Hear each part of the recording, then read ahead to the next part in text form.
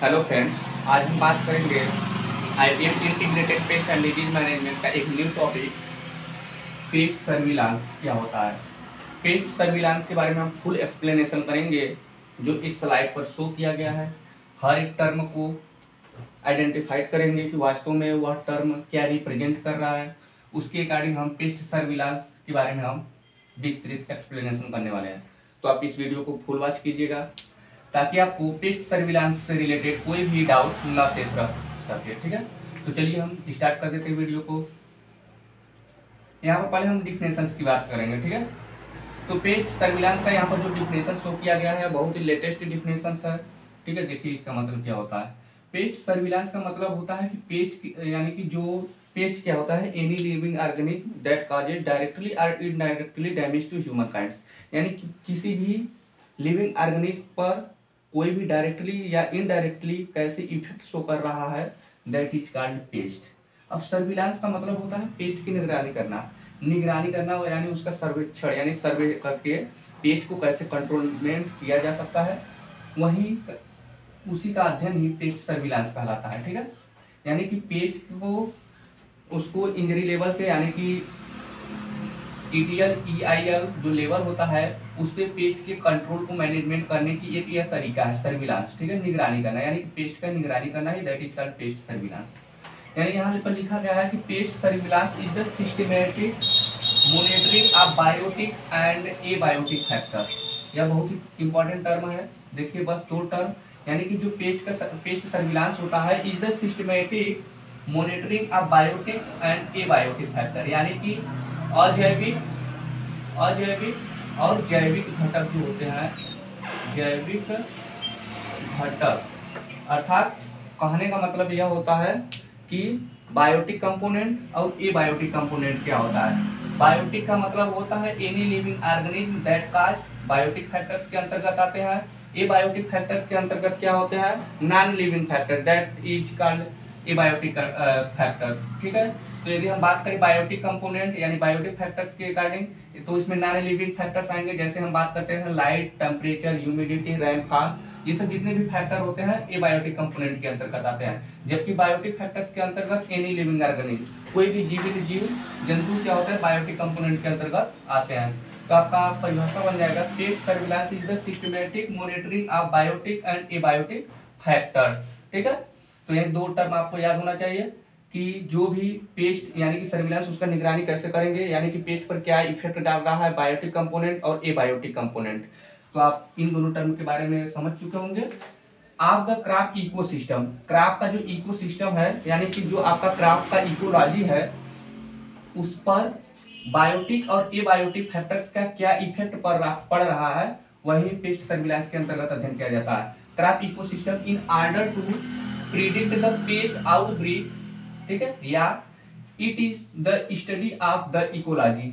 Ecology क्या होता है, ecology is the study of living organism, किसी भी जीवित जीव जंतुओं का अध्ययन क्या कहलाता है, इकोलॉजी कहलाता है। ऑफ द पेस्ट यानी कि जीवित जीव जंतुओं यानी कि पेस्ट का जो इकोलॉजी है यहाँ पर लिखा गया है it is the study of the ecology of the paste. ठीक है, विच प्रोवाइड जो प्रोवाइड करता है नेसेसरी इंफॉर्मेशन, आवश्यक सूचनाएं, डिटरमाइन करता है फेसिबिलिटी यानी कि सरलता, ठीक है, ऑफ ए पेस्ट मैनेजमेंट, अर्थात पेस्ट सर्विलांस क्या होता है, पेस्ट को मैनेजमेंट करने का एक न्यू तरीका है जिसमें क्या किया जाता है कि देखा जाता है कि किसी भी पेस्ट पर बायोटिक और एबायोटिक कंपोनेंट क्या इफेक्ट डाल रहा है और उसको किस प्रकार कंट्रोलमेंट किया जाता है। इन सभी का अध्ययन पेस्ट सर्विलांस कहलाता है। ठीक है, वहां पर लिखा गया है programmes of the population dynamic. Population dynamic का मतलब होता है, डायनेमिक का मतलब होता है गतिशील या इंक्रीजमेंट, यानी कि पेस्ट के पॉपुलेशन में क्या इंक्रीजमेंट हो रहा है, पॉपुलेशन डायनेमिक। ठीक है, and the key natural mortality factor operating under field condition can be known which term helps in devising the appropriate management strategy. ठीक है, तो यही था पेस्ट सर्विलांस। तो आप इसका मैंने हिंदी भी बताया। पेस्ट सर्विलांस का मतलब होता है पेस्ट की निगरानी आप कैसे करेंगे। तो पहले पेस्ट के बारे में आप समझ चुके होंगे। कोई भी लिविंग ऑर्गेनिज्म किसी भी फैक्टर्स पर यानी डायरेक्टली या इनडायरेक्टली क्या डैमेज करता है, दैट इज कॉल्ड पेस्ट होता है। सर्विलांस का मतलब निगरानी करना। अब मैंने बताया कि पेस्ट पर दो ही प्रकार के फैक्टर्स अपना रोल अदा करते हैं, या तो बायोटिक कंपोनेंट या तो एबायोटिक कंपोनेंट। अर्थात कहने का मतलब है जीवित जीव जंतु और अजीवित जीव जंतु, ठीक है। तो एबायोटिक कंपोनेंट के अंतर्गत नॉन लिविंग फैक्टर्स आते हैं, इसमें क्या होते हैं, लिविंग फैक्टर्स आते हैं। तो वह क्रॉप इकोसिस्टम पर क्या इफेक्ट शो कर रहा है और उसका मैनेजमेंट कैसे करते हैं, उन सभी इकोलॉजी का एक सेपरेट स्टडी ही पेस्ट सर्विलांस कहलाता है। अब हम बात कर लेते हैं पेस्ट सर्विलांस का एडवांटेज। तो यहाँ पर लिखा गया है पेस्ट सर्विलांस का इम्पोर्टेंस क्या होता है। अब पेस्ट सर्विलांस इसलिए पढ़ रहे हैं कि आप पेस्ट को किस प्रकार मैनेजमेंट कर रहे हैं ताकि आपको प्रोडक्शन में क्या हो, इंक्रीजमेंट हो, ठीक है। तो यहाँ पर फर्स्ट एडवांटेज लिखा गया है वन कैन नो देखा जाता है हाउ माने कैसे a pest is multiplying in a area and when it is expected. अर्थात पेस्ट सर्विलांस का अध्ययन हम इसलिए करते हैं, उसमें देखा जाता है कि पेस्ट की पॉपुलेशन किस प्रकार बढ़ रही है, मल्टीप्लाइंग यानी कि उसकी संख्या में किस प्रकार इंक्रीजमेंट हो रहा है किसी एरिया में, ठीक है, इज एक्सपेक्टेड किस दर से। अर्थात पेस्ट सर्विलांस में का एक लाभ यह है कि उसमें देखा जाता है कि पेस्ट की पॉपुलेशन में किस प्रकार के इंक्रीजमेंट हो रहा है और किस दर से हो रहा है, ठीक है। Pest control measures can be initiated in time due to advance forecasting. आप पेस्ट सर्विलांस इसलिए अध्ययन कर रहे हैं कि उसमें क्या किया जाता है कि पेस्ट का निगरानी किया जाता है और उसका फोरकास्टिंग किया जाता है, यानी पूर्वानुमान लगाया जा सकता है कि आने वाले समय में पेस्ट का पॉपुलेशन बढ़ेगा या घटेगा। उसी का अध्ययन क्या किया जाता है, पेस्ट सर्विलांस के अध्ययन अंतर्गत किया जाता है। तो यह भी उसका एक यूजफुल लाभ हुआ, एडवांटेज हुआ। और थर्ड एडवांटेज में लिखा गया है यूजफुल फॉर पेस्ट फोरकास्टिंग। किसी भी पेस्ट के फोरकास्टिंग यानी कि पूर्वानुमान, पहले ही अनुमान लगा लिया जाता है कि आने वाले समय में पेस्ट की संख्या बढ़ेगी यानी कि उसके पॉपुलेशन में इंक्रीजमेंट होगा या नहीं होगा, इसका भी अध्ययन किया जाता है। To find out natural enemy यानी to find out natural enemy population.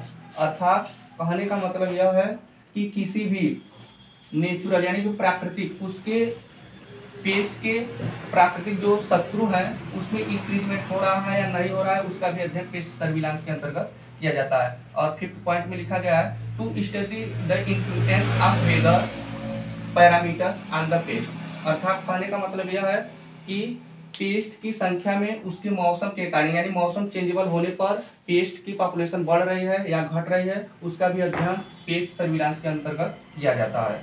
और यहाँ पर लिखा गया है मार्क इंडेमिक एरिया। अर्थात क्या किया जाता है, किसी भी सेपरेटली एरिया में प्लांट मतलब पेस्ट की पॉपुलेशन बढ़ रही है या घट रही है, उसका भी अध्ययन पेस्ट सर्विलांस के अंतर्गत कहा जाता है। पेस्ट सर्विलांस का शाब्दिक अर्थ यही होता है कि पेस्ट का निगरानी करना है। किस वे में, बायोटिक और एबायोटिक यानी जैविक घटक और अजैविक घटक आपके इकोलॉजी पर क्या इफेक्ट शो कर रहे हैं, यही इसके अंतर्गत अध्ययन किया जाता है।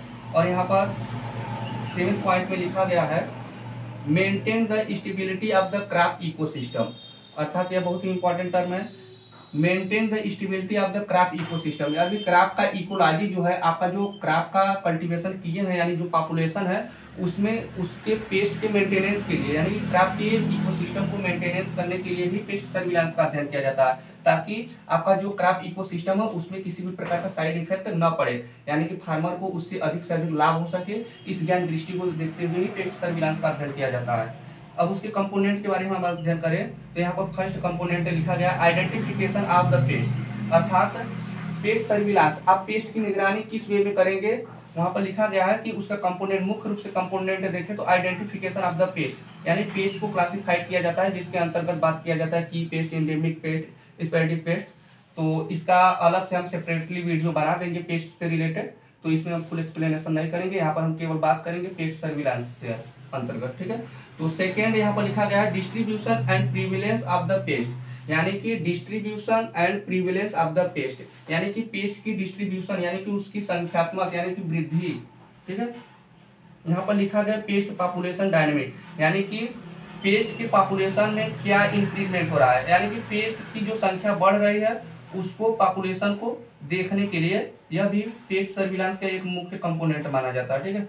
असेसमेंट ऑफ वेदर, ठीक है, मौसम में किस प्रकार का चेंज होने पर पेस्ट की पॉपुलेशन बढ़ रही है या घट रही है, उसका भी अध्ययन किया जाता है। तो कंपोनेंट में देखिए दो टर्म आया, assessment of weather, assessment of nature. तो आप असेसमेंट से दो टर्म कंपोनेंट आसानी से याद कर पाएंगे। असेसमेंट ऑफ वेदर यानी कि मौसम को मतलब चेंजेबल होने पर पेस्ट पॉपुलेशन में क्या इंक्रीजमेंट हो रहा है, और नेचुरल यानी प्राकृतिक मतलब नेचर में क्या डिसबैलेंसिंग होने पर पेस्ट का क्या प्रकोप है, यानी कि पेस्ट सर्विलांस का। तो आप दो को आसानी से याद कर पाएंगे कंपोनेंट। और यहाँ पर लिखा गया है असेसमेंट ऑफ नेचुरल एनिमीज, ठीक है। यहाँ पर लिखा गया है पेस्ट सर्विलांस का अध्ययन, मैंने बताया कि पेस्ट जो होता है पेस्ट के पॉपुलेशन में यानी कि इंक्रीजमेंट हो रहा है, तो उसका फोरकास्टिंग पहले ही कर लिया जाता है। निगरानी करने का मतलब होता है किसी भी चीज को अधिक जनसंख्या यानी कि पॉपुलेशन बढ़ने से पहले ही उसका निगरानी किया जाता है, तो वह एक ही एरिया के थ्रू किया जाता है फोरकास्टिंग।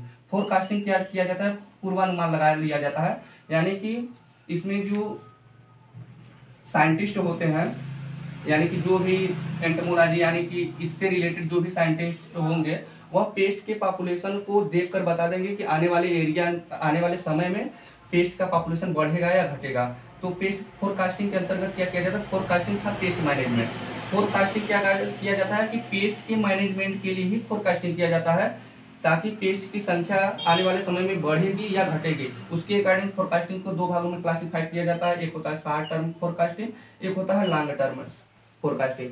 शॉर्ट टर्म फोरकास्टिंग क्या होता है, वह स्मॉल टाइम के लिए किया जाता है, यानी कि कुछ ही समय के लिए किया जाता है, जबकि लॉन्ग टर्म फोरकास्टिंग यानी लंबे समय तक लिए, ठीक है, लार्ज अमाउंट पर यह किया जाता है।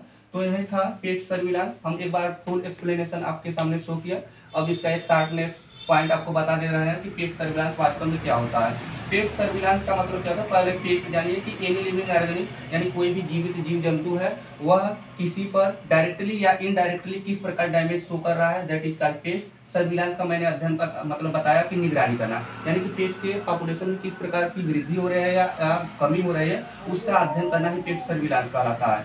अब पेस्ट पर मैंने बताया कि दो प्रकार के फैक्टर कार्य कर सकते हैं, या तो बायोटिक कंपोनेंट या तो एबायोटिक फैक्टर। बायोटिक कंपोनेंट का मतलब होता है एनी लिविंग ऑर्गेनिज्म, कोई भी जीवित जीव जंतु है वह किस प्रकार इफेक्ट डाल रहा है आपके ट्रैप इकोसिस्टम यानी ट्रैप की जो इकोलॉजी है उस पर किस प्रकार डैमेज शो कर रहा है। यहाँ पर बताया गया है एबायोटिक फैक्टर। एबायोटिक फैक्टर के अंतर्गत बताया कि नॉन लिविंग फैक्टर, जैसे मैंने बताया लाइट, टेम्परेचर, ह्यूमिडिटी। क्या होता है कि कभी कभी ज्यादा लाइट पड़ने पर भी क्रॉप की इकोसिस्टम पर डिसबैलेंसिंग आ जाता है, तो लाइट, टेम्परेचर, ह्यूमिडिटी, रेनफॉल जितने भी कंपोनेंट होते हैं वह एबायोटिक कंपोनेंट, और कोई भी जीवित जीव जंतु हो, ठीक है, तो वह बायोटिक कंपोनेंट्स के अंतर्गत आता है, और वह आपकी क्रॉप की इकोलॉजी पर किस प्रकार डैमेजिंग अध्ययन करता मतलब इफेक्ट शो करता है, वही होता है पेस्ट सर्विलांस। तो डायरेक्टली लॉन्ग क्वेश्चन के रूप में पूछा जाता है कि पेस्ट सर्विलांस क्या होता है। डायरेक्ट क्वेश्चन पूछा जाता है एग्जाम में कि पेस्ट सर्विलांस क्या होता है, उसके एडवांटेज और कंपोनेंट की व्याख्या कीजिए। तो आप डायरेक्टली पेस्ट सर्विलांस का एग्जांपल शो करेंगे, परिभाषा शो करेंगे, उसके बाद उसके अंतर्गत कुछ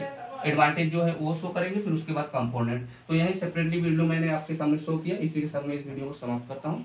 थैंक यू।